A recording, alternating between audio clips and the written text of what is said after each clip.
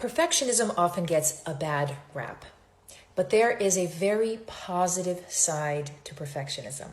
Perfectionism can be your greatest asset. It's just a matter of understanding how to work with it. With perfectionists or people who associate with perfectionists, that there's this idea or this notion that if you're a perfectionist, you must be very hard on yourself. You must be a very negative person.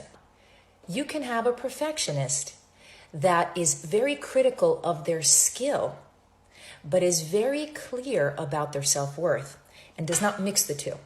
So you can totally be a very confident, compassionate, self-loving human being. Of course, always learning and growing and having your moments. But overall, you can maintain that self-worth, that compassion, that joy, and that self-love.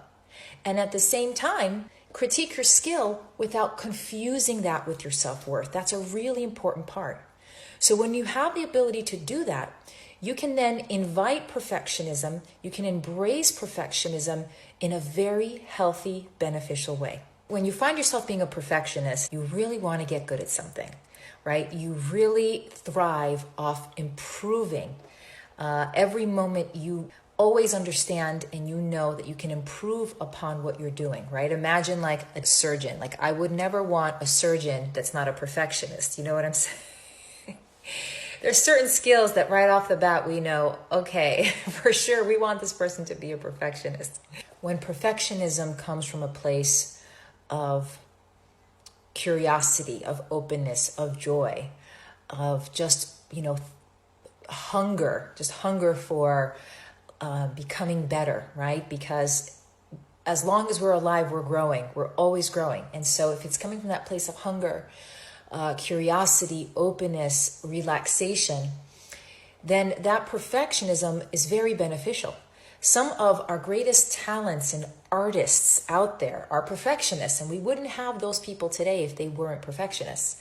Perfectionism is a journey toward consistent improvement of your skills, showing up with dedication, with that hunger, with that thirst of always wanting to learn more, to improve upon yourself more, to be better. And that's a positive thing. It's a really healthy and positive thing to always want to improve upon yourself, right? And so when you understand that that is a journey, and opening yourself up to that journey with a hunger, with a thirst, with a passion, with a love and joy for it, it's a very different dynamic and energetic state of being in than when you're a perfectionist that is expecting things to happen the way you want them now in your timing, stressing out and having fear of failure. It takes a lot of courage to trust the timing, to have that faith and understanding that all you need to do is show up with that hunger, with that thirst,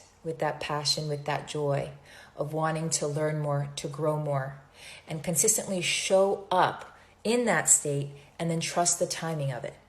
And also understanding that through the failures in your journey of perfectionism, those failures are helping you improve and get better. So when you embrace these things, perfectionism does not become this negative state. And so when you embrace perfectionism as a skill set and you meet perfectionism with an open curiosity, with a letting go of the timing, because I think another aspect of perfectionism that becomes very limiting or gets in the way is timing. We want to be perfect now. And a perfectionism is about a journey. It's a journey of always growing. It's a journey of always improving. It's never about reaching a state of being perfect. Okay. And so I think that that is also what happens with many people, is that they confuse perfectionism for self-worth. They expect things to be perfect in this moment. And what they don't often realize is that perfectionism is actually a journey toward continuous growth. Embrace perfectionism in a very positive, healthy way. Use your perfectionism to your advantage. Work with perfectionism in a very healthy, advantageous way.